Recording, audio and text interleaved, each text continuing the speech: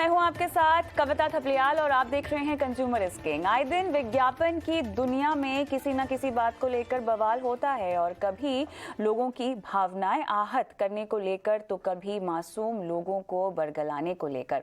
ASCII लगातार उनकी गलतियों को बताता है, नियम बनाता है, लेकिन नतीजा ढाक के तीन पात। अगर ऐसा नहीं होता तो बीते एक साल में एस्की के पास शिकायतों का अंबार न लग जाता। क्या है ये पूरी रिपोर्ट, देखते हैं।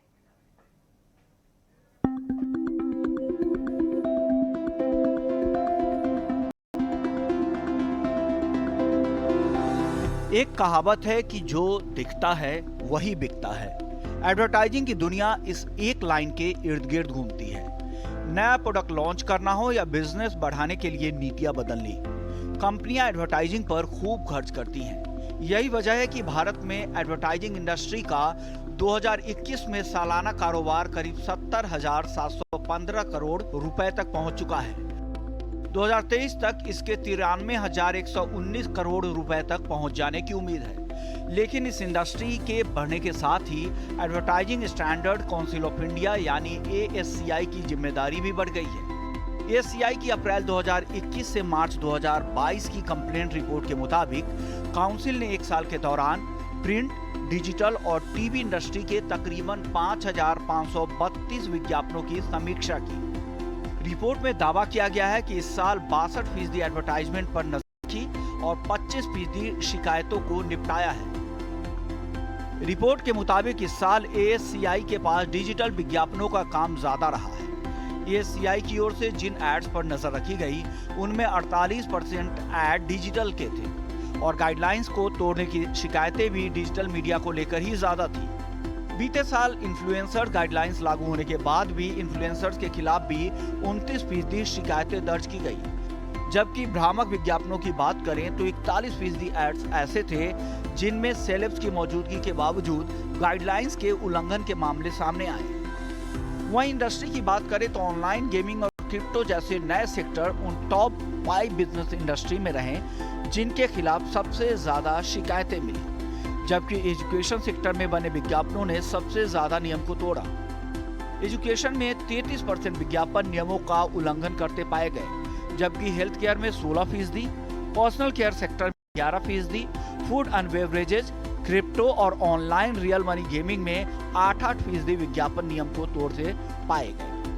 जबकि प्लेटफॉर्म्स की बात करें तो विज्ञापन से जुड़े सबसे ज्यादा नियम डिजिटल प्लेटफॉर्म पर तोड़े गए। इंस्टाग्राम, ट्विटर, फेसबुक, यूट्यूब जैसे प्लेटफॉर्म्स पर दिखाए गए 48% विज्ञापन नियमों के खिलाफ थे, जबकि प्रिंट के 47% और टीवी पर दिखाए जाने वाले 3% विज्ञापन भ्रामक पाए गए। ET नाउ स्वदेश। तो साफ तौर से एस्की ने जबरदस्त काम किया है। पूरे साल इतनी बारीकी से विज्ञापनों पर नजर रखना बेहतरीन, लेकिन सवाल यहाँ पर कई सारे उठते हैं। सवाल उठता है कि इतनी निगरानी का फायदा क्या हो रहा है? क्या कंपनियां जानबूझकर नियम तोड़ती हैं क्योंकि उन्हें पता है कि सजा तो होनी नहीं है?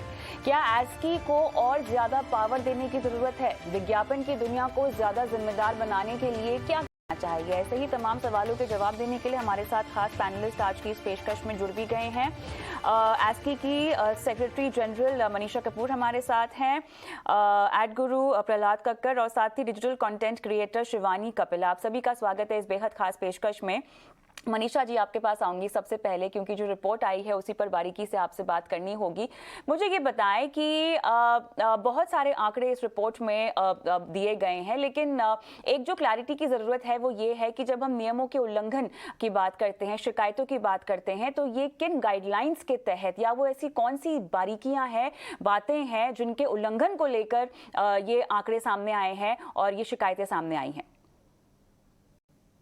जी, तो एक बात मैं पहले क्लैरिफाई करना चाहती हूँ। मैं सुन रही थी कि जो आपके रिपोर्टर बता रहे थे, तो ऐसा नहीं है कि 48% या 47% एड्स जो यूनिवर्सल हैं, उसमें से ये पाए गए हैं। ये जो हमने शिकायतें जो हमारे पास उनमें से 48% डिजिटल पे है या उनमें से 47 प्रिंट पे है। ऐसा नहीं है कि जो जो प्रिंट पे सारे एड्स हैं उनमें से 47% या डिजिटल पे जो भी एड है उनमें 48% एड्स गलत पाए गए। तो एक वो मैं क्लैरिफिकेशन देना चाहती हूँ, क्योंकि आई थिंक जो रिपोर्टिंग जो इसके पहले हुई है वो मुझे लगा कि शायद उस तरीके से इंटरप्रेट की गई है जो सही नहीं है। तो ये जो जो ASCII खुद पिकअप करता है या जो शिकायतें आती हैं हमें कंज्यूमर्स पे, ये बेसिकली एक ASCII कोड है जो बहुत साल से, जो 35 साल से ज्यादा पहले एस्टैब्लिश कोड किया गया है, और ऑफ कोर्स उसकी अपडेशन होती रहती है टाइम टू टाइम। तो ये उस कोड के खिलाफ अगर विज्ञापन है तो इसमें 4 हमारे चैप्टर्स होते हैं। एक तो होता है कि जो विज्ञापन मिसलीड करते हैं कंज्यूमर्स को या गुमराह करते हैं।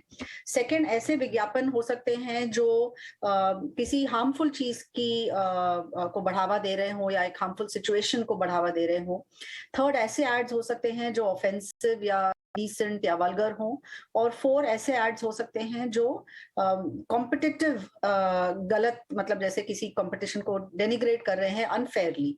कंपैरिजन तो अलाउड है, लेकिन अगर आप अनफेयरली उसको डेनिग्रेट कर रहे हो तो इसमें ज्यादातर एड्स 95% प्लस एड्स जो है वो फर्स्ट कैटेगरी में आते हैं, जो कंज्यूमर्स को गुमराह करते हैं कि जो उनकी क्लेम्स जो बोली जाती हैं वो सही नहीं होती हैं, उनके पास उस चीज का कोई साइंटिफिक एविडेंस पूरा नहीं होता है। तो ज्यादातर जो एड्स आते हैं वो हमारे उस कैटेगरी में आते हैं। चलिए मनीषा जी, विस्तार से आपसे बात होगी इस बारे में, लेकिन प्रहलाद जी, रिपोर्ट अगर आपने पढ़ी है तो आपकी प्रतिक्रिया, शिकायतें जिस तरह की आ रही हैं और इनके निपटारे को लेकर क्या कुछ आपको लगता है किया जाना चाहिए? बहुत साल पहले मैं भी ASCII का एक हिस्सा था, और मैंने ASCII को तब बोला था कि अनलेस अगर ASCII को दांत ना हो तो वो तो दांत तो कुछ कर ही नहीं सकते, क्योंकि जब तक उनके कंप्लेंट आए और जब तक वो एक्शन लें 1 महीना तो बीत जाता है। तो एड की लाइफ ही बहुत है 1 महीना, क्योंकि अगर वो बम्बार्ड करेंगे तो they have succeeded in the proposition. जो जनता को जो मिलने वाला है मैसेज वो तो मिल गया है। तो I have always said ASCII should be pre-emptive. मतलब जब टेलीविजन पे हम एड डालते हैं तो एक टेलीविजन का खुद का एक सेंसर बोर्ड टाइप होता है जिसके थ्रू वो अप्रूव होना चाहिए before it goes on to television. Digital media में कुछ नहीं है, कोई भी कुछ नहीं डाल सकता है, और फिर बाद कंप्लेंट करने के बाद 1 महीने बाद ASCII बोलती है कि इसको निकाल दो, तो 1 महीने बाद वो खुशी से निकाल देते हैं। कभी कभी अपॉलोजाइज भी करते हैं, कहते सॉरी गलती हो गई, पर जो काम करना था ऐड ने वो तो हो गया था ना, जो डैमेज करना था वो तो हो गया है।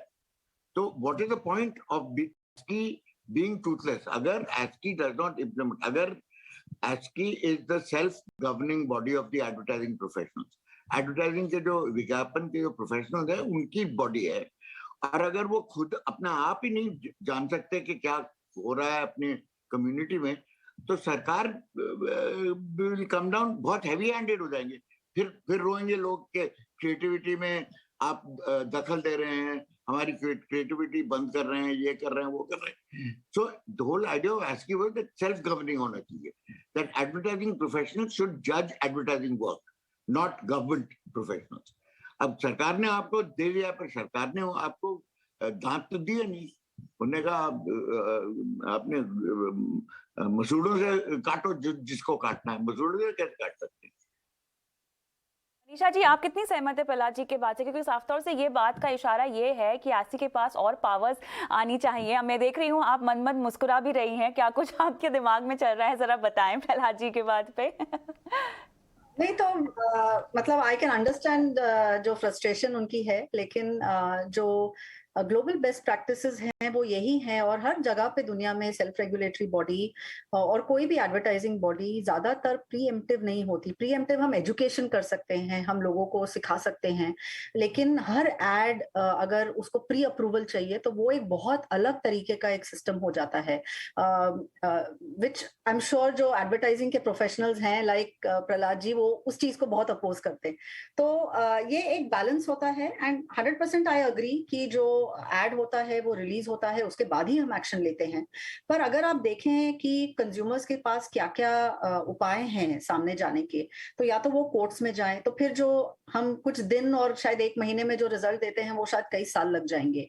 और मैं ये भी मानती हूँ कि जो आप किसी भी एडवर्टाइजिंग ब्रांड मैनेजर से पूछ लीजिए, अगर उसके कैंपेन के बीच में आप उसको बोला जाए कि आप अपना कैंपेन दोबारा नहीं रन कर सकते हो या आपको चेंज करना पड़े, आप विड्रॉ कर लीजिए, आपकी अगर बहुत ज्यादा उसमें प्रॉब्लम हो तो हम एक सस्पेंडेड पेंडिंग इन्वेस्टिगेशन भी, जो आप देखेंगे रिसेंटली लेयर एड में दिया था, जो विद इन 24 आवर्स उस एड को निकाला गया था।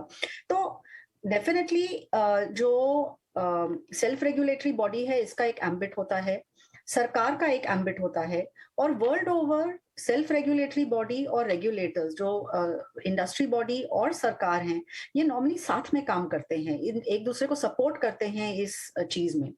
अगर मैंडेटरी बनाना है कि जैसे सिनेमा में होता है, जो एडवर्टाइजमेंट सिनेमा में रिलीज होते हैं वो उनकी CBFC मैंडेटरी होती है कि वो प्री क्लियरेंस में होते हैं। जो लिकर ब्रांड्स के ब्रांड एक्सटेंशन होते हैं उनको CBFC प्री क्लियर करता है दूरदर्शन पे या टीवी पे डालने से पहले। लेकिन इस चीज के अलावा टीवी भी ऐसा कोई नियम नहीं है और कोई रूल नहीं है, ना सरकार की तरफ से, ना ASCI की तरफ से, ना ब्रॉडकास्टर्स की तरफ से, कि एड्स को प्री अप्रूव करके ही दिया जाए। तो as of now that is not that is not the norm. शिकायतों की रिपोर्ट सामने आती हुई दिखाई दे रही है। इस तरह का एम्बिट खासतौर से ASCI का तो बढ़ाने की जरूरत महसूस भी हो रही है। लेकिन एक चीज जहां पे प्रहलाद जी मैं आपका ध्यान रिझाना चाहती हूँ, डिजिटल की तरफ से शिकायतें आ रही हैं वो 48% पर हैं, वो सबसे ज्यादा हैं।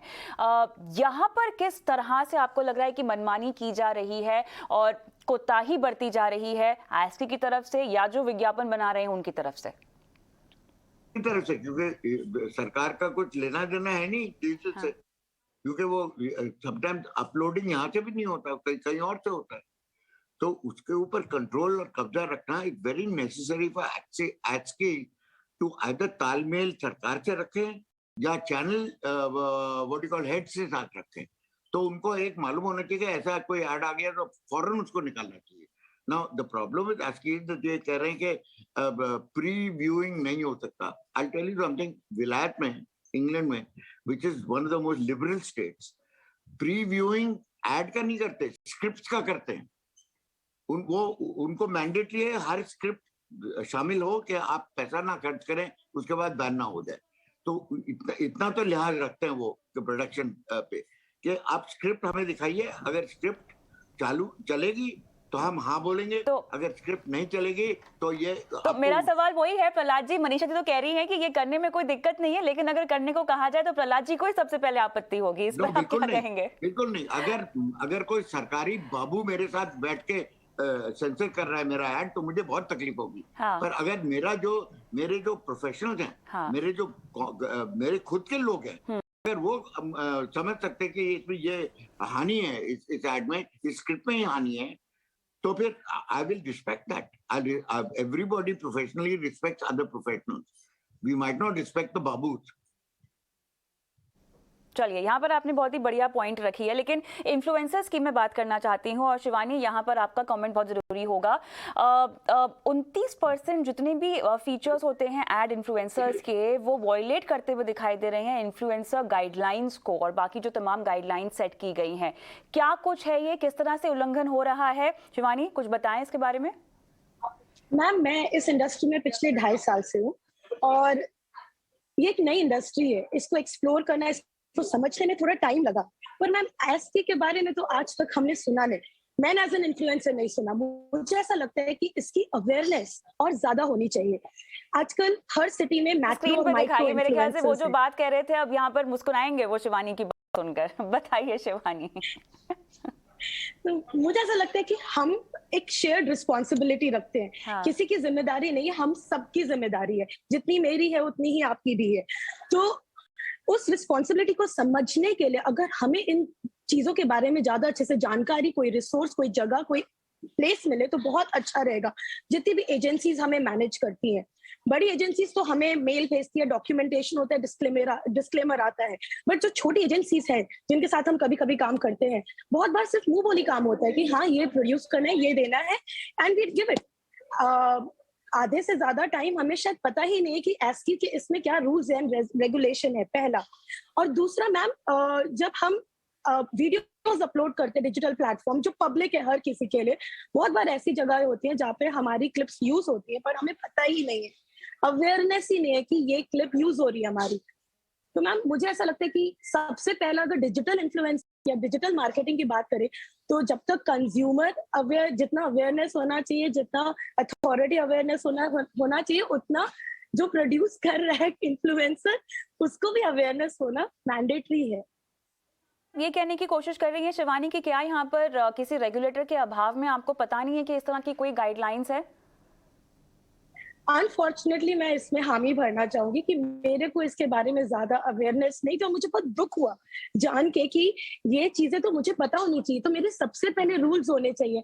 जब हम एक कोई कंपनी ज्वाइन करते हैं तो उसमें इंडक्शन होता है, कंपनी में एंट्री होती है, ओरिएंटेशन होता है, 10 दिन की ट्रेनिंग दी जाती है। मैं पहले एचआर में थी तो ये सब मेरा काम था एम्प्लॉयज को देना। बट जो डिजिटल इन्फ्लुएंसर मार्केटिंग इंडस्ट्री है, इसमें आधे से ज्यादा लोग फ्रीलांसर हैं, आधे से ज्यादा लोग अभी अभी आए हैं, कुछ तो बच्चे हैं। तो 18 साल से लेके लोग जिसके हाथ में मोबाइल है वो आज के तारीख में एक इन्फ्लुएंसर बनने की कैपेसिटी रखता है। इतने वाइड स्कोप में मुझे लगता है ओरिएंटेशन, अवेयरनेस बहुत जरूरी है, क्योंकि अब ये एक इंडस्ट्री बनती जा रही है। लगता है आपको कहीं ना कहीं जागरूकता में कमी आई है? कुछ दिशा निर्देश जो कि लगातार आज की इश्यू करता रहता है उसको शायद पहुंचाने में अब तक एकदम ठोस कदम नहीं उठाए गए हैं। मैम मुझे ऐसा लगता है कि मनीषा जी सॉरी हाँ, तो आई थिंक ये जो शिवानी जी ने कहा ये कुछ हद तक मैं सहमत हूँ कि एस्की ने काफी कोशिश की है इन्फ्लुएंसर्स को रीच आउट करने की, काफी इन्फ्लुएंसर्स की जो एजेंसीज वगैरह हैं इनको रीच आउट करने की, ताकि इनके अंडर जो हजारों इन्फ्लुएंसर्स काम करते हैं वो रीच आउट कर सकते हैं। इसमें दिक्कत ये है, जैसे शिवानी ने कहा कि ये इंडस्ट्री नहीं है, इसका कोई एक ऑर्गेनाइजिंग बॉडी नहीं है। तो जैसे अगर समझ लीजिए आप क्रिप्टो की या गेमिंग की जो ऑलरेडी हमने जो रिसेंटली इशू की हैं, इनकी ऑलरेडी इंडस्ट्री बॉडीज हैं, तो इनको समझाना और ये जो आगे अपने प्लेयर्स को समझाते हैं तो उसमें डेफिनेटली एक सहूलियत होती है जो शायद इन्फ्लुएंसर्स में अभी नहीं है, क्योंकि ये एक बहुत न्यू इंडस्ट्री है, इसकी अभी ऑर्गेनाइजेशन इतनी स्ट्रांग नहीं है, इसकी कोई रिप्रेजेंटेटिव इंडस्ट्री बॉडी नहीं है, तो वो एक दिक्कत आती है। But I think it is a matter of time. बहुत इन्फ्लुएंसर्स को ये पता भी है और कईयों को नहीं पता है, धीरे धीरे मेरे हिसाब से सबको थोड़ी देर में ये पता चल जाएगा। मैं एक मुद्दा उठाना चाहती हूँ जो ये गया बेसिकली जो ये प्रिवेंटिव मोड पे जो हमने ब्रीफली इस बात में चर्चा की, तो ये एस्की के पास भी एक सर्विस है कि अगर आप अपनी स्क्रिप्ट बनाने से पहले आप एस्की पे लाना चाहते हैं और हमारा जो एक पैनल होता है वो उसको देख के बता सकता है कि ये स्क्रिप्ट ठीक है या नहीं है, पर एज ऑफ नाउ ये वॉलंटरी है। तो जो ऑर्गेनाइजेशन ज्यादा केयरफुल रहना चाहती हैं उनके लिए ये सर्विस है एस्की में कि आप आके प्री प्रोडक्शन लेवल पे, एक बहुत ही कॉन्फिडेंशियल सर्विस होती है, क्योंकि ऑब्वियसली प्री प्रोडक्शन लेवल पे जो एड बना ही नहीं है तो वो काफी कॉन्फिडेंशियल होता है, उस मामले में वो टाइम भी बहुत होता है। तो ये जो प्रहलाद कक्कड़ जी कह रहे हैं, मैं बहुत वेलकम करूंगी अगर एडवर्टाइजर्स अपनी प्री प्रोडक्शन स्टेज पे स्क्रिप्ट्स हमें लेके आए। इसको हम जरूरी नहीं बना सकते हैं मनीषा जी, या आने वाले वक्त में आपको ऐसा लगता है कि इसको जरूरी कर दिया जाएगा? क्योंकि अगर ऐसा होगा तो एक सेट फॉर्मेट में अप्रूवल मिलना आसान हो जाएगा, तो इस तरह की शिकायतें हम देखेंगे नहीं, उल्लंघन देखेंगे नहीं। तो ये ग्लोबली कई इंडस्ट्रीज ने लिया है ये स्टेप कि मतलब कि जो पर्टिकुलर, सब एक ब्रॉड लेवल पे नहीं पर कई पर्टिकुलर लेवल पे, जैसे कनाडा में या मुझे लगता है शायद ऑस्ट्रेलिया में कई कैटेगरीज हैं जो प्री अप्रूवल के मान्य रखती हैं, पर पूरी नहीं।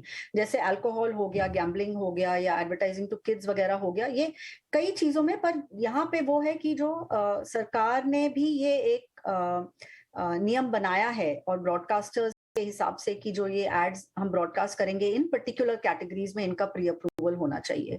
तो जो ये मैंडेटरी है ये सरकार की तरफ से एक आना चाहिए, और जो वॉलंटरी है वो ऑलरेडी हम लोग कर रहे हैं। क्योंकि अभी शिवानी भी हमारे साथ हैं और क्योंकि इनको दिशा निर्देश कुछ पता नहीं है, तो लगे हाथों आप हमें ये समझा दीजिए मनीषा जी, किस तरह के उल्लंघन हुए हैं। फिर उसके बाद प्रहलाद जी के पास में जाऊंगी इन्फ्लुएंसर्स के एक सवाल पर। डेफिनेटली तो एक इनफैक्ट मैं शिवानी और उनके जैसे जो भी इन्फ्लुएंसर्स हैं, एक मैं बोलना चाहूंगी कि एक्चुअली ASCI की एक अलग वेबसाइट भी है, ASCI.social। अगर आप उस पे जाएं तो इन्फ्लुएंसर्स के मामले में जो जो आपकी रिक्वायरमेंट्स हैं, जो कोड्स हैं, उनकी बहुत एक्सप्लेनेशंस हैं। टॉप इन्फ्लुएंसर्स ने भी काफी उस पे डिटेल में एक्सप्लेनेशन दिया है, तो वो एक रिसोर्स है। जो ज्यादातर इन्फ्लुएंसर्स के जो हमें प्रॉब्लम्स आ रहे हैं, जो शिकायतें आ रही हैं, या खुद ASCI उन्हें दर्ज कर रहा है, वो इस बात को लेके हैं कि आपका अगर कुछ मटेरियल कनेक्शन है, आपको किसी चीज के पैसे मिले हैं या फ्री गिफ्ट मिला है या आपको एक फ्री टिकट मिली है, आप उस चीज को डिस्क्लोज करें अपने ऑडियंस को कि मैं इस बेसिस पे इस फलाना प्रोडक्ट के लिए मैं बात कर रही हूँ या कर रहा हूँ।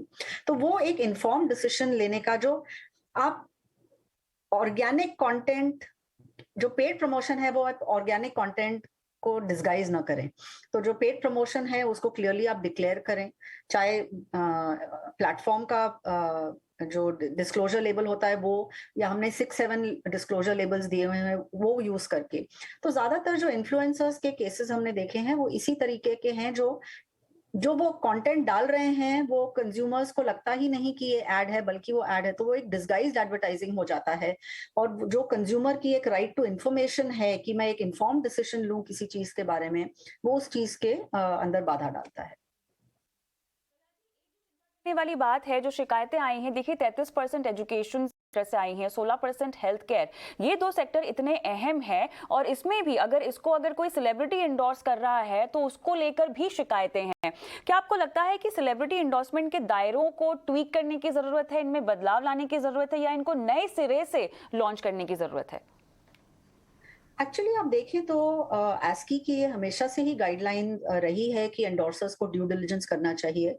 और जो कंज्यूमर प्रोटेक्शन एक्ट ऑफ 2019 आया है, उसमें भी ये साफ तौर से कहा गया है कि जो एंडोर्सर्स हैं उनको ड्यू डिलिजेंस करना चाहिए, कि जो वो बोल रहे हैं एड में वो उस चीज को चेक करवाएं किसी एक्सपर्ट से। तो ये प्रोविजन है, और जो कंज्यूमर प्रोटेक्शन एक्ट के अंदर इस चीज का फाइन भी हो सकता है या एंडोर्सर को सस्पेंड भी किया जा सकता है, depending on the nature and the frequency eight which this is taken up. So I think जो प्रोविजंस हैं वो हैं ऑलरेडी। आई थिंक अभी टाइम है कि एंडोर्सर्स इस चीज को थोड़ा सा ध्यान दें, क्योंकि ये अब लीगल इशू भी हो सकता है कि उनको फाइन भी लग जाए और उनकी ध्यान देने की जरूरत है, लेकिन क्या नए सिरे से नियम कानून आने चाहिए इसको लेकर? प्रहलाद जी, सवाल दरअसल आपसे था। सॉरी, कानून सरकार ने पास किए हैं कि every इंडोर्सर, whether it's an influencer, whether it's a brand ambassador, वो सब रिस्पॉन्सिबल हैं अपने जो बोल रहे हैं और ना बोल रहे हैं। और ये कभी नहीं बोल सकते कि हमें ये दिया गया है और हमें मालूम नहीं था और हमने देखा नहीं। हमें ये जैसे धोनी का केस हुआ बिल्डर के साथ, जब पूरा फ्लैट बेच दिए और फिर बिल्डर ने डिलीवर नहीं किया, सब पहुंच गए धोनी के घर और फिर धोनी ने एक स्टेटमेंट बना दिया कि I don't have anything to do with this anymore, मैं पैसा वापस कर रहा हूं। But that's not good enough. At the end of it, जब तक प्रोसिक्यूशन नहीं होना एंडोर्सर का, कि आप, it is your responsibility to see आप क्या बोल रहे हैं और किसके खिलाफ बोल रहे हैं और किसकी तरफ से बोल रहे हैं। That is very clear in law today, that सरकार ने ये पास किया है रूल के every representative of the brand जो पब्लिक डोमेन में आएगा, he is responsible for everything that is said. और एक दो दफे जुर्माना हो जाए 5-6 लाख का सबका, तो सबकी कटिया-कड़ी हो जाएगी। बिल्कुल, तो यहाँ पर कड़ाई बरतने की जरूरत है, लेकिन अब सबको इंतजार होगा ASCI के अगले कदम का। इस रिपोर्ट के बाद मनीषा जी, कौन सा वो तुरंत प्रभाव का कदम है जो कि ASCI उठाने वाला है या उठा सकता है? चर्चा में आपने कहा कि ऐसी बहुत सारी बातें हैं, खासतौर से ऐड को रिव्यू करने को लेकर। क्या इस तरह के कदम उठाते हुए हम देखेंगे ASCI को जल्द से जल्द? मनीषा जी। हाँ, जो मेन हमारा थ्रस्ट है गोइंग फॉरवर्ड वो होगा डिजिटल पे, क्योंकि डिजिटल एक ऐसा माध्यम है जो एक तरीके से कंट्रोल करना बहुत मुश्किल है। जो इसमें एड वॉल्यूम आप देख लीजिए, टीवी प्रिंट में लिमिटेड नंबर ऑफ एड्स आते हैं, डिजिटल में इस चीज की लिमिट नहीं है। डिजिटल में एड्स बहुत जल्दी चेंज हो जाते हैं। तो ये जो सब इश्यूज हैं, और जो ASCII का भी हमने लास्ट ईयर एक डिप्लॉय किया था artificial intelligence based surveillance system, आप देखेंगे कि ऑलमोस्ट 75% जो हमने केसेस दर्ज किए हैं ये ASCII के सिस्टम के थ्रू दर्ज हुए हैं। ये हमें डायरेक्ट इवन कंज्यूमर के देखने से पहले ये ASCII ने इन एड्स को पिकअप करके इनके ऊपर कार्रवाई की है। तो आई थिंक ये एक बहुत जरूरी इन्वेस्टमेंट ASCII ने की है और इस चीज को हम कंटिन्यू रखेंगे कि जो डिजिटल मॉनिटरिंग है, और क्योंकि आप देखेंगे कि चाहे कंज्यूमर्स हों चाहे एडवर्टाइजर्स हों, ये सब डिजिटल में ज्यादा जा रहे हैं आज, तो उस प्लेटफॉर्म पे सबसे ज्यादा प्रोटेक्शन की जरूरत भी है और सबसे वो मुश्किल काम भी है। तो वो टेक्नोलॉजी के थ्रू ही हम इसको आगे बढ़ा सकते हैं और कंज्यूमर्स के लिए जो डिजिटल वर्ल्ड है उसको सेफ रख सकते हैं। तो आई थिंक ASCII का फोकस उस चीज पे कंटिन्यू रहेगा जो हमने लास्ट ईयर इसके ऊपर एक एक्सेलरेटेड अप्रोच लिया था। तो आई थिंक वो हम कंसोलिडेट करेंगे आने वाले दिनों में। जी, जाते जाते आखिरी सवाल आपसे, ASCII तो अपनी जिम्मेदारी यहाँ पे जितनी हो सकता है वो निभाने की कोशिश कर रहा है। ग्राहकों को और जो उपभोक्ता होते हैं फाइनली, उनको आप इस तरह के भ्रामक विज्ञापनों को लेकर क्या कुछ कहना चाहेंगे? प्रहलाद जी। हाँ, सॉरी, नहीं, पॉइंट इज दैट सबकी जिम्मेदारी है एक साथ, बट ASCII जो है is the only representative of the industry. अब ASCII और सरकार का तालमेल अगर ना हो और सरकार does not give them the power to ban directly instead of being recommendation, अभी तक तो ASCII जो है it recommend, it can not ban, only सरकार कैन बैन। सो अगर ASCII को ये पावर नहीं दिया कि इसको हटा दो एयर से डिजिटली और अगर इतना पावर देंगे सरकार उनको, इतना ट्रस्ट होगा, देन ही तो करेंगे ना। अभी आई डोंट थिंक द सरकार ट्रस्ट ASCII और the community, and the community does not trust the सरकार, तो इधर ही बैठे हम। तो जरूरत है यहाँ पर थोड़ी सी और ताकत देने की ASCII को, और साथ ही जागरूकता फैलाने की। जो भी नियम कानून और दिशा निर्देश जारी किए जाते हैं कहीं ना कहीं वो एंड यूजर तक नहीं पहुँचते हैं। ये तब होगा जब ASCII को मान्यता और दी जाएगी और नियम कानून बनाने की ताकत दी जाएगी। बहुत बहुत धन्यवाद आप सभी का इस खास पेशकश में शामिल होने के लिए। मुझे भी इजाजत दें, नमस्कार।